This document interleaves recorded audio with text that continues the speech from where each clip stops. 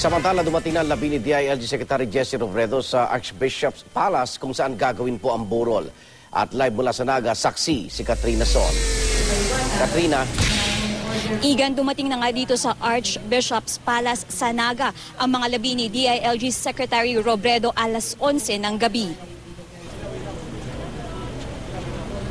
Nang malaman ng mga nag-aantay dito sa Archbishop's Palace na padating na ang mga labi ni Secretary Robredo ay nagsitayuan ng lahat. Napuno rin ang lugar ng katahimikan na tila nagpupugay sa dati nilang alkalde. Kasunod ng labi ni Robredo ang kanyang pamilya na dumiretso naman agad sa loob ng Archbishop's Palace. Kasunod nito ang pagdaraos agad ng misa. Alas 5 pa lang ng hapon ay narito na ang marami habang pasado alas 7 ng gabi naman nang magsimulang ayusin ang pila. Karamihan sa kanila emosyonal habang inaalala ang dati nilang alkalde.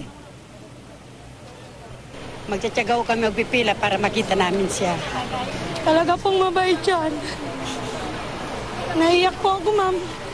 Hindi man namin siya napasalamatan sa lahat-lahat. Ngayong wala na siya, nais naming ipaabot ang aming pagmamahal. Nagtayo na rin ng mga tolda rito at naglagay ng aabot sa 500 ang upuan. Patuloy naman na may nagro-rosaryo sa loob ng Archbishop's Palace habang hinihintay ang pagdating ng mga labi ni Secretary Robredo. Magkakaroon naman ng misa bukas alas 9 ng umaga at susundan pa ito ng isang misa bukas din ng alas 5 ng hapon. On Friday in the morning, ililipat siya sa Manila for the weekend. We have no final venue yet. We'll announce that later on. At Sunday morning, babalik si Jesse dito. Bukas na sa publiko ang burol ni Robredo sa Archbishop's Palace sa Naga City ngayon, Igan. Sa Biyernes naman, ibuburol sa Malacanang ang labi ng kalihim bago ibalik sa Naga City sa araw ng Linggo.